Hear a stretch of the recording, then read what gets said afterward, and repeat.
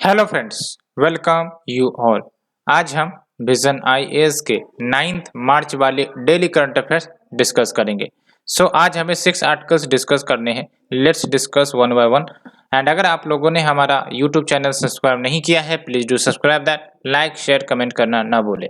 Friends, let's start with the first article. Petascale super computer Param Ganga established at IIT Roorkee under national super computing mission. तो क्या है ये national super computing mission, उसे discuss करेंगे। लेकिन सबसे पहली बात तो आपको ये याद रखनी है कि ये जो परम गंगा है ये आपका क्या है, ड्रोन है या फिर सुपर कंप्यूटर है या फिर कोई आपका सैटेलाइट है। तो आपको याद रखना है परम गंगा ये आपका सुपर कंप्यूटर है, ठीक है। क्योंकि ये क्वेश्चन आ सकते हैं रिसेंटली, परम Ganga Param Shivay seen in news, what is it related to. तो it is related to super computer. तो ये याद रखनी है, ठीक है। इसको एस्टेब्लिश किया गया है आईआईटी रुड़की में। तो सबसे पहली बात सिलेबस के साथ डिस्कस करते हैं। तो article number 1 will be discussed. तो आप देख सकते हो, awareness in the field of computers robotics, इसके अंतर्गत आपका कवर हो जाएगा। तो जो आपका नेशनल सुपर कंप्यूटिंग मिशन है, इस मिशन का एम एंड ऑब्जेक्टिव यही है कि जो सुपर कंप्यूटिंग है हमारे देश में उसको प्रमोट किया जाए, उसको डिप्लॉय किया जाए, डेवलप किया जाए। तो इसी मिशन के तहत आपका परम गंगा डिप्लॉय किया गया है और इसकी जो सुपर कंप्यूटिंग कैपेसिटी है आप देख सकते हो 1.66 पेटाफ्लॉप्स। सुपर कंप्यूटिंग कैपेसिटी का मतलब ये हो गया कि प्रोसेसिंग स्पीड कितनी है। तो प्रोसेसिंग स्पीड काफी ज्यादा है, 1.66 पेटाफ्लॉप। इसके बारे में भी हम डिस्कस करेंगे, पेटाफ्लॉप्स क्या होते हैं, ठीक है। और इसको डिजाइन और कमीशन की गई है किसके द्वारा, तो centre for development of advance computing CDAC के द्वारा under phase 2 of the NSM। और ये जो आपका NSM है, नेशनल सुपर कंप्यूटिंग मिशन, इसको 2015 में लॉन्च की गई थी और ये ज्वाइंट इनिशिएटिव है ministry of electronics and information technology plus department of science and technology के द्वारा। एंड इसको इम्प्लीमेंट किया जाता है आपका CDAC के द्वारा, जो हमने डिस्कस किया, plus Indian institute of science Bangalore, IISc Bangalore, आपने नाम सुना भी होगा। और इसका ऑब्जेक्टिव क्या है, तो इसका ऑब्जेक्टिव बेसिकली ये है कि जो आपके देश भर में national academic and research and development institutions हैं जो पूरे देश भर में फैले पड़े हैं, वहां पर vast super computing grid establish किया जाए, minimum 70 high performance computing facilities उपलब्ध कराई जाए, ठीक है। और अभी तक CDAC ने 11 सच फैसिलिटीज डिप्लॉय कर दिए हैं under NSM phase 1 and phase 2। और इन सबों की जो क्यूमुलेटिव कंप्यूटर पावर है, CCP जिसको हम कहते हैं, मोर देन 20 पेटाफ्लॉप्स है। जैसे इसी की बात कर लेते हैं, आपका जो परम गंगा है उसकी जो आपका कैपेसिटी है 1.66 पेटाफ्लॉप्स है। उसी प्रकार से लगभग टोटल 11 सच फैसिलिटीज डिप्लॉय किए गए हैं और कुल मिलाकर अगर क्यूमुलेटिव कंप्यूटर पावर देखें तो 20 पेटाफ्लॉप्स से ज़्यादा हो जाता है। तो आप समझ सकते हो। और कुछ एग्जाम्पल्स अगर हम देखें तो एक तो हमने देखा परम गंगा, फिर IIT भुवनेश्वर में आपका परम शिवा इस्टेब्लिश किया गया है, फिर IIT खड़गपुर में परम शक्ति, फिर आप देख सकते हो IISER पुणे में आपका परम ब्रह्मा। तो इसलिए मैंने आपको बोला परम शिवाय, परम शक्ति, परम ब्रह्मा या फिर आपका परम Ganga, sometimes scene in news is associated with what. तो आपको ध्यान रखनी है सुपर कंप्यूटर है, ठीक है। और ये जो सारे के सारे सुपर कंप्यूटर्स हैं उसको नेटवर्क किया जाएगा, यानी कि जोड़ा जाएगा नेशनल सुपर कंप्यूटिंग ग्रिड से over the national knowledge network. जैसे आप इलेक्ट्रिसिटी को देखते हो, इलेक्ट्रिसिटी पूरा जो भारत में डिस्ट्रीब्यूटेड है वो ग्रिड नेटवर्क पर है। पूरा जो आप ट्रांसफार्मर देखते हो, पोल देखते हो जिसके माध्यम से वायर जाती रहती हैं पूरे देश भर में, बड़े बड़े पोल देखते हो खेतों में लगे पड़े रहते हैं, वो सब आपका ग्रिड नेटवर्क कहलाता है, जिसके माध्यम से पूरा जो इलेक्ट्रिसिटी है वो डिस्ट्रीब्यूट होती है ऑल ओवर इंडिया। तो उसी प्रकार से ये जो सुपर कंप्यूटर्स होंगे उनको नेटवर्क किया जाएगा, जोड़ा जाएगा on the national super computing grid over the national knowledge network. और इसके 4 मेजर पिलर है, यानी कि जो आपका नेशनल सुपर कंप्यूटर मिशन है इसके 4 मेजर पिलर है। 4 मेजर पिलर पर यह आधारित है। एक तो इंफ्रास्ट्रक्चर पर फोकस किया जाता है, दूसरा एप्लीकेशंस पर, तीसरा R&D पर फोकस किया जाता है, चौथा ह्यूमन रिसोर्स एंड डेवलपमेंट पर। अब अगर हम बात करें लार्ज स्केल एप्लीकेशंस जो डेवलप किए जा रहे हैं अंडर NSM, तो एक तो आपका NSM प्लेटफॉर्म है for genomics and drug discovery, and next is your urban modelling, जिसके माध्यम से जो इन्वायरमेंटल इशू है अर्बन एरियाज का, जैसे for example weather related issue, hydrology related issue, air quality related issue, तो इसको एड्रेस किया जाता है। Next is your flood early warning के लिए भी आपका, सो दैट जो रिवर बेसिन्स है उसमें प्रॉपर मैनेजमेंट किया जा सके to deal with the flood and early warning, क्योंकि आपको भी पता है मानसून जब आता है तो काफ़ी अनप्रिडिक्टेबल बारिश लेकर आता है, तो कहाँ पर फ्लड आ सकती है उन सबको पोटेंशियल हाईलाइट किया जाए सो दैट फ्लडिंग की समस्याओं से बचा जा सके। And we have the HPC software suite for seismic imaging to address oil and gas exploration. तो वेरियस लोकेशन जहाँ पर भी पोटेंशियल लोकेशन होता है ऑयल एंड गैस एक्सप्लोरेशन का, वो कैसे पता चली जाती है? डिवाइसेस होती हैं, है ना, सेस्मिक वेव्स के माध्यम से पॉइंट आउट किया जा सकता है। तो वन ऑफ द एप्लीकेशंस जो डेवलप किए जा रहे हैं अंडर द NSM, ये भी याद रखना है, HPC सॉफ्टवेयर स्वीट, जिसके तहत सेस्मिक इमेजिंग कर ली जाती है लोकेशन की, प्लेसेस की, to identify the oil and gas potential location so that उसका एक्सप्लोर किया जा सके। एंड अगर हम बात करें सुपर कंप्यूटर की, तो नाम से पता चल रहा है सुपर कंप्यूटर, जिसकी बहुत ही ज़्यादा प्रोसेसिंग पावर होती है, प्रोसेसिंग स्पीड होती है, अनलाइक ट्रेडिशनल कंप्यूटर्स। तो सुपर कंप्यूटर्स लार्ज सिस्टम्स होते हैं, लार्ज कंप्यूटर्स होते हैं, और इसको स्पेसिफिकली डिजाइन किया जाता है to solve the complex scientific and industrial challenges. And traditional computers में तो आपको ही पता है जनरली 1 CPU ही होते हैं, सेंट्रल प्रोसेसिंग यूनिट जिसको हम कहते हैं। सुपर कंप्यूटर्स में more than 1 central processing unit इस्तेमाल होता है, क्योंकि ये बहुत ही वास्ट एंड कॉम्प्लेक्स चैलेंजेस को, इश्यूज को सॉल्व कर पाता है। जैसे लंबी लंबी कैलकुलेशन तुरंत कर लेना, तो ये भी एक सुपर कंप्यूटर का कैरेक्टरिस्टिक्स है। बहुत ही फास्टली डाटा को एनालाइज कर लेना, डाटा माइनिंग कर लेना, ये सब भी आपका सुपर कंप्यूटर फास्टली कर सकता है। तो उसके लिए जाहिर सी बात है स्ट्रॉन्ग प्रोसेसिंग यूनिट चाहिए। दैट्स वाई आपका more than 1 central processing unit use होते हैं सुपर कंप्यूटर में। और सुपर कंप्यूटर की जो प्रोसेसिंग कैपेसिटी है वो मेजर की जाती है फ्लॉप्स के टर्म में, फ्लोटिंग पॉइंट ऑपरेशंस पर सेकेंड, ठीक है। तो जैसे पेटाफ्लॉप्स है, तो पेटाफ्लॉप्स कंप्यूटर की प्रोसेसिंग स्पीड जो होगी वो आपका 1000 ट्रिलियन फ्लॉप्स के बराबर होती है ना। तो पेटाफ्लॉप्स आपका क्या रिप्रेजेंट करता है कि जो कंप्यूटर की प्रोसेसिंग स्पीड है वो 1000 ट्रिलियन फ्लॉप्स के बराबर है। एंड जो फ्लोटिंग पॉइंट है, जैसे फ्लॉप्स में जो आपका फ्लोटिंग पॉइंट है, ये एक मेथड है जिसके तहत जो रियल नंबर्स होते हैं उसको इनकोड किए जाते हैं with in the limits of finite precision available on computers. And आप देख सकते हो सुपर कंप्यूटर्स में 1 million times more processing power हो सकता है देन द फास्टेस्ट लैपटॉप अभी जो धरती पर मौजूद है, ठीक है।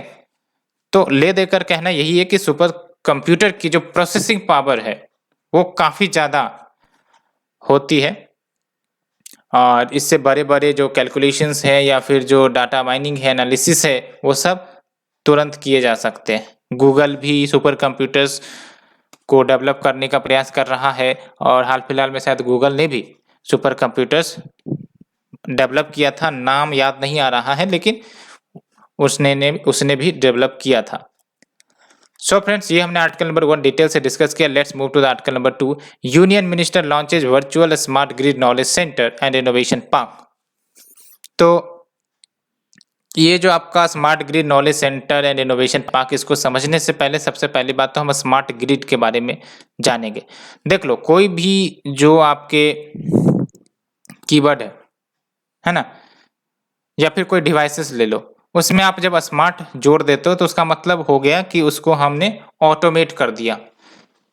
जैसे आप स्मार्ट डिवाइसेस की बात करते हो, है ना, स्मार्ट सिटी की बात करते हो, उसी प्रकार से स्मार्ट ग्रिड का भी कंसेप्ट निकल कर आता है। इसके तहत जो आपका इलेक्ट्रिकल ग्रिड होता है उसमें ऑटोमेशन फैसिलिटीज ऐड कर दी जाती है, या फिर जो आपका कम्युनिकेशन IT सिस्टम्स होते हैं उसमें आपके ऑटोमेशन फैसिलिटीज ऐड कर दी जाती हैं। तो सब कुछ जो है वो आपका ऑटोमेटिकली मॉनिटर होते रहता है ना, कि कहाँ से कितना जो इलेक्ट्रिकल पावर है वो रिलीज हो रहा है और कहाँ पर कितने समय में वो वहाँ पर पहुँच रहा है, क्या लोड है उस पार्टिकुलर पॉइंट पर, इलेक्ट्रिसिटी का कंजम्पशन कितनी हो रही है, वो सब ऑटोमेटिकली एनालाइज कर ली जाती है और पावर फ्लो को कंट्रोल किया जा सकता है ऑटोमेटिक तरीके से without involvement of the intermediary like humans. And even अगर किसी लोकेशन पर लोड काफ़ी ज़्यादा आ गई है इलेक्ट्रिसिटी की, तो उस लोड को कम किया जा सकता है, डाइवर्ट किया जा सकता है ऑटोमेटिक तरीके से। जैसे हमने कवच जो डिवाइस है उसके बारे में डिस्कस किया था 2-3 दिन पहले की आर्टिकल है, जिसके तहत अगर जो ट्रेन है फुल स्पीड में चल रही है तो ऑटोमेटिक जो कवच है वो ब्रेक लगा देगा। उसी प्रकार से आपका स्मार्ट ग्रिड को आप समझ सकते हो, जिसमें आपका ऑटोमेशन सिस्टम ऐड कर दिया जाता है सो दैट पावर का बेटर मैनेजमेंट हो सके।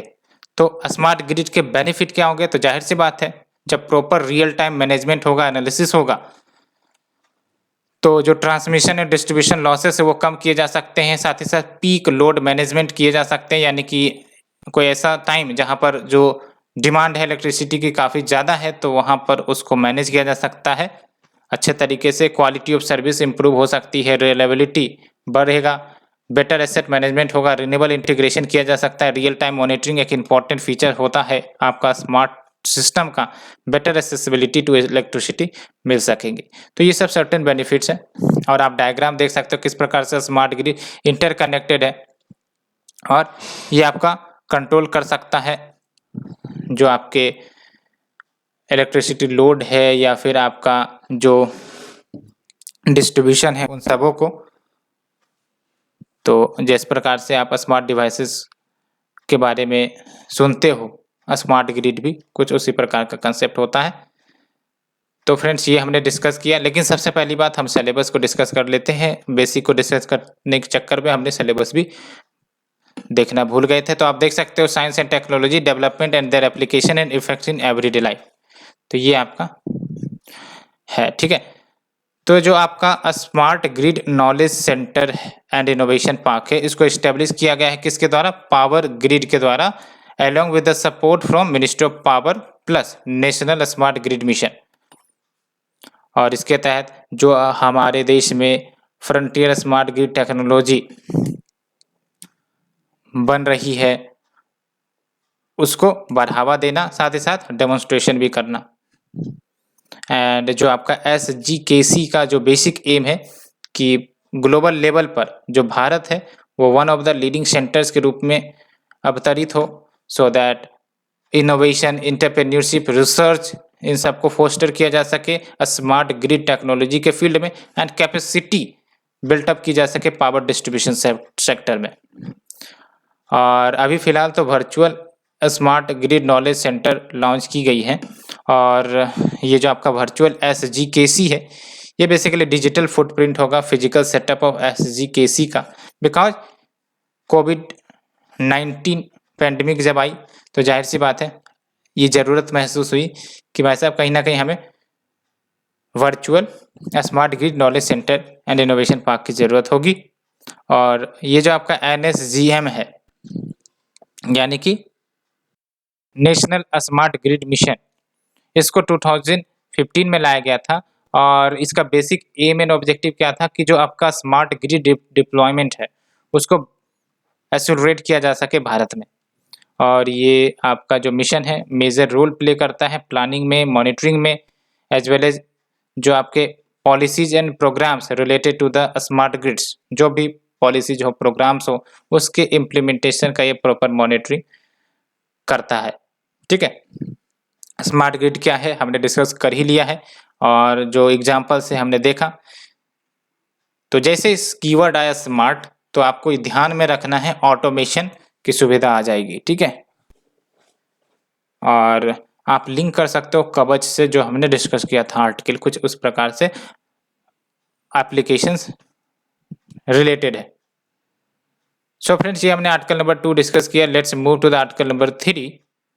Investment in care services can generate 234 million jobs for women by 2035, says International Labour Organization. तो ILO का रिपोर्ट आया है और इसके तहत ये साफ साफ बोली जा रही है कि अगर केयर सर्विसेज में, केयर सर्विसेज यानी कि जैसे जो मैटरनिटी होते हैं, माँ होती हैं, उनकी प्रोटेक्शन के लिए जो सर्विसेज उपलब्ध होती हैं, पैटर्निटी के लिए जो सर्विसेज उपलब्ध की जाती है, पेरेंटियल या फिर जो आपके एज्ड पर्सन्स होते हैं उनके लिए जो आपका केयर सर्विसेज दी जाती हैं, वो सब आपके केयर सर्विसेज में आ जाती है। तो अगर केयर सर्विसेज में ज़्यादा से ज़्यादा इन्वेस्टमेंट किया जाता है तो इससे आपका 234 मिलियन जॉब्स यानी कि 23.4 करोड़ जॉब्स महिलाओं के लिए क्रिएट हो सकते हैं। बिकॉज आप ध्यान से अगर ऑब्जर्व करोगे तो केयर सर्विसेज में जनरली वोमेन आपके रिप्रेजेंट होते हैं, ठीक है। तो ये बातें तो आर्टिकल डिस्कस करते हैं, उससे पहले सिलेबस को देखते हैं। इंपॉर्टेंट इंटरनेशनल इंस्टीट्यूशन से आपका टॉपिक होगा ये। तो यहाँ पर आप देखो important international institution, agency, forum, there structure and mandate, ठीक है। हेल्थ से भी जोड़ सकते हैं इसको। तो ये जो रिपोर्ट है जिसका टाइटल है केयर एट वर्क, याद रखना ये जो रिपोर्ट है आपका ILO, आपको लगेगा ILO नहीं रिलीज करता होगा, लेकिन यस ILO ने रिलीज किया है। और रिपोर्ट का टाइटल है care at work, investing in care leave and services for a more gender equal world of work. और ये ग्लोबल ओवरव्यू देता है national laws as well as जो प्रैक्टिसेस पूरे विश्व भर में चलते हैं रिगार्डिंग द केयर पॉलिसी। तो जो केयर पॉलिसीज है उसके बारे में हमने बताया, मैटरनिटी प्रोटेक्शन हो, पैटर्निटी प्रोटेक्शन हो, parental and other care related leave policies हो, चाइल्ड केयर या फिर long term care services. Long term care services यानी कि जो आपके एज्ड पीपल होते हैं उनकी केयर सर्विसेज को हम कहते हैं लॉन्ग टर्म केयर सर्विसेज। तो क्या की ऑब्जर्वेशंस निकाली गई हैं ILO के इस रिपोर्ट में? तो पहली बात तो ये देख सकते हो कि अगर universal child care and long term care services में अगर इन्वेस्ट किया जाता है तो उससे आपका 299 मिलियन जॉब बाय 2035 क्रिएट हो सकते हैं। उसमें से भी क्या, जो 78% जो आपका जॉब्स है वो महिलाओं की तरफ जाएगा, यानी कि 299 मिलियन जॉब जो क्रिएट होंगी अगर हम इन्वेस्ट करते हैं universal child care and long term services में, तो मेजॉरिटी ऑफ द जॉब्स आपका वोमेन को प्राप्त होंगी, 78%। एंड जॉब क्रिएशन पोटेंशियल देखे बाय 2035 तक तो आप देख सकते हो 96 मिलियन डायरेक्ट जॉब्स मिल सकेंगे चाइल्ड केयर में, 136 मिलियन डायरेक्ट जॉब्स मिल सकेंगे लॉन्ग टर्म केयर में एंड 67 मिलियन इनडायरेक्ट जॉब्स मिलेंगे नॉन केयर सेक्टर्स में। तो ये है आपका जॉब क्रिएशन पोटेंशियल बाय 2035 अगर हम इन्वेस्टमेंट करते हैं केयर सर्विसेज में। And persistent and significant gaps जो केयर सर्विसेज में देखने को मिलती है या पॉलिसीज में देखने को मिलती है, तो इसके कारण नुकसान क्या हो रहा है कि जो मिलियंस ऑफ वर्कर्स है उनको रोजगार नहीं मिल पा रहे, और खासकर ये सब जो वर्कर्स हैं इनके पास फैमिली रिस्पॉन्सिबिलिटी होती है, तो फिर ये फैमिली रिस्पॉन्सिबिलिटी को भी कहीं ना कहीं प्रॉपर तरीके से निभाने में वंचित रह जाते हैं, बिकॉज इनके पास जॉब सिक्योरिटी नहीं रहती, एडिक्वेट प्रोटेक्शन एंड सपोर्ट नहीं रहता। And long term care services की अगर हम बात करें तो लॉन्ग टर्म केयर सर्विसेज काफ़ी महत्वपूर्ण है to ensure right of healthy ageing in dignity, because जैसे जैसे व्यक्ति बूढ़ा होता है तो जाहिर सी बात है एजिंग केयर भी चाहिए उन्हें, सो दैट ये हेल्दी एजिंग इंश्योर कर सके with dignity and independent living. And next is your maternity leave, एक universal human and labour right है, फिर भी ये बहुत सारे देशों में अनफुलफिल्ड रहा है। कैसे? तो एग्जाम्पल के साथ बताया जाता है कि 64 कंट्रीज में जो मैटरनिटी लीव की ड्यूरेशन है, आप देख सकते हो 64 कंट्रीज में जो मैटरनिटी लीव की ड्यूरेशन है अभी भी ILO के जो द्वारा मंडेटेड स्टैंडर्ड्स है कि 14 वीक्स का मिनिमम मैटरनिटी लीव मिले, उससे भी कम दी जाती है इन 64 कंट्रीज में। तो ये भी आप देख सकते हो। एंड पैटर्निटी लीव के बारे में बात किया गया है, और ये बात साफ साफ कही गई है कि जो पैटर्निटी लीव है ये काफ़ी इंपॉर्टेंट है to enable men's care right and responsibility. लेकिन आप देख सकते हो almost 2/3 of the potential fathers approx 1.26 billion man उन देशों में रहते हैं जहां पर कोई भी इंटाइटलमेंट्स, कोई भी बेनिफिट्स पैटर्निटी लीव की नहीं दी जाती है। तो ये बात है, जबकि जो आपका केयर है वो पैटर्निटी और मैटर्निटी दोनों की तरफ से होती हैं, तो ये बात भी ध्यान देने की है। तो सजेशंस क्या दी गई हैं, तो नॉलेज, डाटा, अवेयरनेस ये जनरेट किए जाए, बिल्टअप किए जाए, डिजाइन एंड इम्प्लीमेंट करो, better care policies and services जो एड्रेस करें इन सारे चैलेंजेस को, and costing care policies and services लाई जाए, एज वेल एज जो रिप्रेजेंटेशन है उसको स्ट्रेंथन किया जा सके, सोशल डायलॉग ऑर्गेनाइज की जाए सो दैट जो केयर सर्विसेज है उसको बढ़ावा मिले, बिकॉज इसके जो जॉब क्रिएशन पोटेंशियल है काफ़ी ज़्यादा है। और ये केयर पॉलिसी पैकेज में क्या क्या आ जाती हैं, तो देख सकते हो सर्विसेज, राइट्स, टाइम एंड आपका इनकम सिक्योरिटी भी आता है। तो ये बात है। सो फ्रेंड्स, ये हमने ये आर्टिकल डिस्कस किया। Let's move to the next article. Bangladesh, Bhutan, India, Nepal BBIN motor vehicles amendment deal. तो अभी फिलहाल इंडिया, नेपाल एंड बांग्लादेश इस डील को फाइनलाइज कर रहा है। भूटान अभी इसमें इन्वॉल्व नहीं हुआ है, ठीक है। तो लंबे समय से ये बातें चल रही थी कि इन 4 देशों के बीच मोटर व्हीकल्स एग्रीमेंट हो, और अब जाके फिर बात आगे बढ़ी है। लेकिन अभी फिलहाल भूटान का कोई इन्वॉल्वमेंट यहाँ देखने को नहीं मिल रहा है। और जाहिर सी बात है, ये जो आपका मोटर व्हीकल अमेंडमेंट अगर हो जाती है तो क्या बेनिफिट होगा, तो ट्रेड एंड ट्रांसपोर्टेशन एंड काफ़ी ज़्यादा स्ट्रेंथन हो सकेगा, तो रीजनल कनेक्टिविटी बढ़ेगी। तो ये बेनिफिट तो है ही है, साथ ही साथ जो हम प्रोडक्ट्स इंपोर्ट एक्सपोर्ट करते हैं तो सीमलेस तरीके से वो हो सके, उसके लिए भी एक अच्छा ये उपाय है। तो सिलेबस की अगर हम बात करें तो देख सकते हो, India and it's neighbourhood relation, bilateral, regional, global groupings, agreements involving India, affecting India's interest. तो इसमें आपका कवर हो जाएगा। तो आप देख सकते हो, India, Bangladesh and Nepal finalise किया है जो आपके इनेबलिंग मेमोरेंडम ऑफ अंडरस्टैंडिंग है। ये बेसिकल एग्रीमेंट होते हैं MOU, so that BBIN motor vehicle amendment को इम्प्लीमेंट किया जा सके, जिसका एम क्या है, रीजनल ट्रेड एंड कनेक्टिविटी को बूस्ट करना। अब आप ही सोचो, जब ये एग्रीमेंट हो जाएगी तो सीमलेस मूवमेंट हो सकेगा ट्रांसपोर्टेशन का, पैसेंजर का, व्हीकल्स का, तो डायरेक्टली इनडायरेक्टली जो ट्रेड है वो बूस्ट हो सकेंगे, कनेक्टिविटी बूस्ट हो सकेंगी, टूरिज्म प्रमोट हो सकेगा। तो ये सब कुछ सर्टेन बेनिफिट्स निकल कर आते हैं। लेकिन अभी फिलहाल भूटान इस मोटर व्हीकल अमेंडमेंट से ऑप्ट आउट कर रखा है, और इसका कारण बेसिकली ये बताया जाता है कि वैसे तो 2017 में जो भूटान है इस इश्यू को अपने पार्लियामेंट में रेज किया था, लेकिन पार्लियामेंट्री अप्रूवल नहीं मिल सकी थी, बिकॉज इन्वायरमेंटल कंसर्न्स के कारण पार्लियामेंट्री अप्रूवल नहीं मिल सका। दैट्स वाई भूटान अभी भी इस एग्रीमेंट से ऑप्ट आउट है। तो अगर हम बात करें BBIN मोटर व्हीकल अमेंडमेंट की, तो ये कनेक्टिविटी प्रोजेक्ट है, और इसको कंसीव किया गया या फिर लाया गया जब जो आपके सार्क देश हैं वो सहमति नहीं बना सके कि भाई साहब एक regional motor vehicle amendment, motor vehicle agreement हो सार्क देशों के बीच।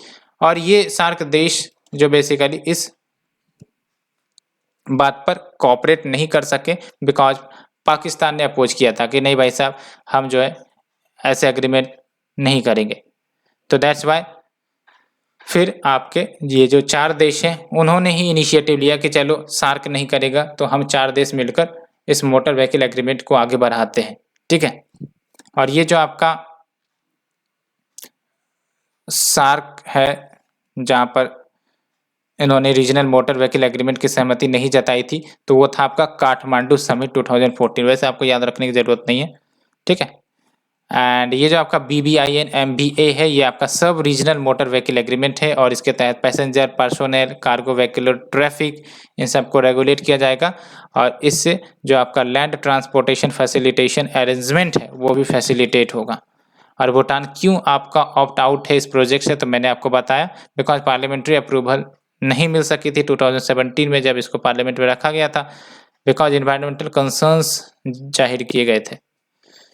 सिग्निफिकेंस क्या है, तो सिग्निफिकेंस यही है कि आप देख सकते हो ये जो आपका इंडिया है, नेपाल है या फिर बांग्लादेश है, ये सब नॉर्थ ईस्ट वाले जो हमारे स्टेट्स हैं उनसे कहीं ना कहीं बॉर्डर शेयर करते हैं। तो अगर कनेक्टिविटी इधर बेटर हो पाती है तो जो नॉर्थ ईस्टर्न स्टेट्स का प्रॉपर डेवलपमेंट हो सकेगा, ग्रोथ हो सकेगा, ठीक है। तो it will help in accelerating the development of the north eastern region of India. तो बांग्लादेश में भी अगर कुछ डेवलपमेंट होते हैं ठीक है, जैसे कनेक्टिविटी प्रोजेक्ट या फिर कोई वाटरवेज डेवलप किया जाता है, तो मान के चलो कि नॉर्थ ईस्ट का जो डेवलपमेंट है उसमें बढ़ोतरी हो सकती है। ठीक है, फास्ट ट्रैक हो सकता है। And next is your investment linkages को प्रमोट किया जा सकेंगे। भाई साहब, जब ये एग्रीमेंट आएगी तो जाहिर सी बात है proper infrastructure, road connectivity, rail connectivity बनाने जाने के प्रयास किए जाएंगे, तो इन्वेस्टमेंट भी आएगी। ठीक है, तो जो potential bilateral and regional valuations है उसको भी कैपिटलाइज किया जा सकेगा। एंड जो इंटर रीजनल ट्रेड है वो आपका इंक्रीज हो सकता है विद इन साउथ एशिया, कितने परसेंट से? 60% से। And with the rest of the world 30% से इंक्रीज हो सकता है आपका इंट्रा रीजनल ट्रेड। तो ये कुछ बेनिफिट्स हैं। तो ट्रेड में बूस्टअप देखने को मिल सकती है। तो ट्रेड, और दूसरा development in north eastern region, तीसरा आपका इन्वेस्टमेंट लिंकेजेज प्रमोट होगा। ये 3 सिग्निफिकेंस याद रख सकते हो। इश्यूज क्या है इम्प्लीमेंटेशन में? तो पहली बात तो भूटान जो है वो ज्वाइन नहीं कर रहा है, बिकॉज भूटान में ट्रैफिक एंड पॉल्यूशन कंसर्न्स की बात जाहिर की गई थी। और आपको पता है भूटान काफ़ी ज़्यादा eco friendly, nature based country है ना, नेचर लविंग कंट्री है। एंड इंफ्रास्ट्रक्चर डेफिसिट कि जो आपके डेजिग्नेटेड बॉर्डर पोस्ट है जहाँ से ये आपके रास्ते जाएंगे, वहाँ पर आपका इंफ्रास्ट्रक्चर की कमी है। तो इंफ्रास्ट्रक्चर कमी का मतलब ये हुआ कि रोड ट्रांसपोर्ट उतनी वेल डेवलप नहीं है। तो फिर ये आपका एग्रीमेंट आ भी जाए तो फिर इंफ्रास्ट्रक्चर बॉटलनेक्स रहेंगी, तो उसको भी ठीक करना पड़ेगा। एंड हार्मोनाइजेशन ऑफ रेगुलेशंस, यानी कि नेपाल के अपने रूल्स एंड रेगुलेशन होंगे, बांग्लादेश के अपने रूल्स एंड रेगुलेशंस होंगे, तो भाई साहब उन रूल्स एंड रेगुलेशन को कहीं ना कहीं हार्मोनाइज करना पड़ेगा, सो दैट आसानी से मूवमेंट फैसिलिटेट हो सके। एंड नेक्स्ट इज योर, अभी फिलहाल तो आपको पता है कि इंडिया में we have the insurance policy under the motor vehicle amendment act. लेकिन अगर यही व्हीकल अगर दूसरे देश में जाते हैं, फॉर एग्जाम्पल नेपाल में जाते हैं, तो कैसे आपका इंश्योरेंस कवर होगा? तो उस लिए आपको कम्प्रिहेंसिव व्हीकुलर इंश्योरेंस पॉलिसी लाने की ज़रूरत होगी, जिसमें वो सारे कंट्रीज इन्वॉल्व होंगे। तो उस सबको साथ मिलकर एक कम्प्रिहेंसिव व्हीकुलर इंश्योरेंस पॉलिसी लानी होगी। सो फ्रेंड्स, ये हमने डिस्कस किया। Let's move to the next article. Gangsters case triggers supreme court's concern about future extradition. Extradition का मतलब क्या होता है उसे हम डिस्कस करेंगे, लेकिन सबसे पहली बात हम कंटेंट जानते हैं। आपने अबू सलीम के बारे में सुना होगा। अबू सलीम एक गैंगस्टर है और इसको लाइफ इम्प्रिजनमेंट दी गई थी 1993 के जो मुंबई सीरियल ब्लास्ट केस से उसके तहत। और जब ये आपका इंसिडेंट हुआ था उसके बाद ये जो है आपको पता होगा कि पुर्तगाल भाग गए थे और फिर पुर्तगाल से इन्हें अरेस्ट किया गया था और फिर भारत में इसको लाया गया था वाया एक्सट्राडिशन।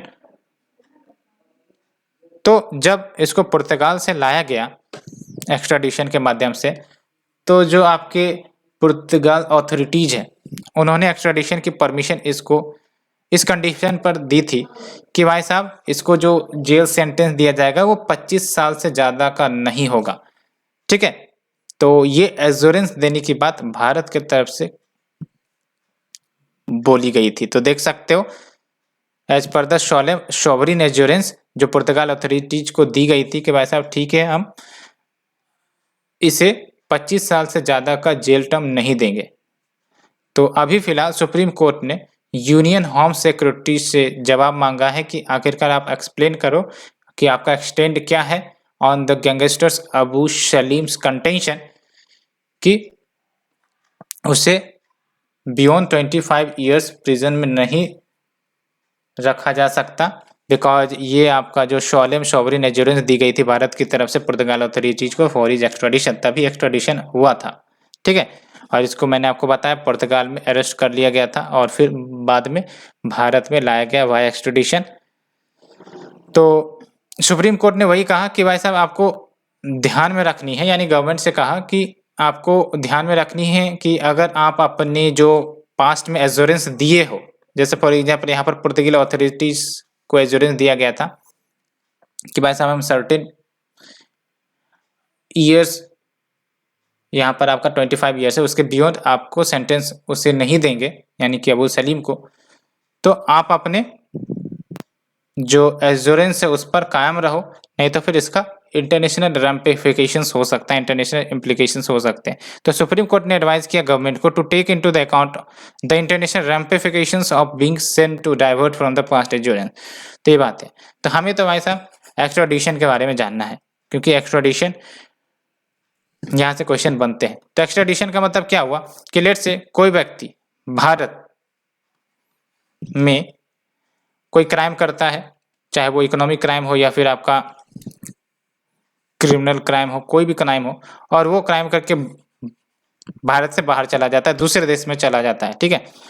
तो जाहिर सी बात है इंडिया के जो पुलिस अथॉरिटीज हैं या फिर लॉ एंड एनफोर्समेंट एजेंसीज है वो इंडिया के बाहर तो ऑपरेट नहीं करते, तो फिर उसको कैसे पकड़ा जाए। तो उसके लिए we have the extradition act 1962, ठीक है। एंड एक्स्ट्राडिशन का मतलब समझ गए कि ए देश है और वहां पर कोई व्यक्ति ने क्राइम किया है या फिर कन्विक्टेड है या फिर एक्यूज्ड है और वो दूसरा देश भाग गया, तो उस दूसरे देश से उस व्यक्ति को पहले देश में जहां पर क्राइम उसने किया था कैसे लाया जाए, इसी प्रक्रिया को हम एक्स्ट्राडिशन कहते हैं। जैसे आपने बार बार सुना होगा विजय माल्या का एक्स्ट्राडिशन के बारे में, ठीक है, इकोनॉमिक ऑफेंडर्स है वो। तो एक्स्ट्राडिशन को गवर्न कौन करता है, तो we have the extradition act 1962 जो आपका फ्यूजिटिव ऑफेंडर्स के एक्स्ट्राडिशन को गवर्न करता है from India to a foreign country, या फिर फॉरेन कंट्री का कोई आपका ऑफेंडर है वो इंडिया में आ गया है तो भी ये आपका एक्स्ट्राडिशन एक्ट उसे गवर्न करता है, ठीक है। और इस एक्ट के तहत एक बात साफ साफ मेंशन की गई है कि अगर कोई एक्स्ट्राडिशन ट्रीटी नहीं है पार्टिकुलर फॉरेन कंट्री के साथ, तो जो सेंट्रल गवर्नमेंट है वो कोई भी इंटरनेशनल कन्वेंशन जिसका भारत सदस्य है और वो फॉरेन कंट्री भी सदस्य है, तो उसको एक्स्ट्राडिशन ट्रीटी मानकर आपका एक्स्ट्राडिशन प्रोसेस को इनिशिएट कर सकता है। एंड जो मिनिस्ट्री ऑफ एक्सटर्नल अफेयर्स है वो आपका सेंट्रल अथॉरिटीज है that handles all the extradition request. And अगर हम बात करें एक्स्ट्राडिशन प्रोसीडिंग की, तो एक्स्ट्राडिशन प्रोसीडिंग्स इनिशिएट की जा सकती हैं upon receipt of request for extradition. तो कहाँ से रिक्वेस्ट आ सकता है एक्स्ट्राडिशन का, तो एक तो डिप्लोमेटिक चैनल के माध्यम से कि भाई साहब हमारे ऑफिसर्स गए और वहाँ के ऑफिसर से बात किया, एग्रीमेंट किया कुछ, तो एक तो यहाँ से एक्स्ट्राडिशन प्रोसीडिंग्स इनिशिएट हो सकते हैं। तो directly through diplomatic channel between India and the requesting country, या फिर रेड नोटिस जब मिली हो किसी देश को बाय द इंटरपोल तब भी, या फिर other settled modes of communication.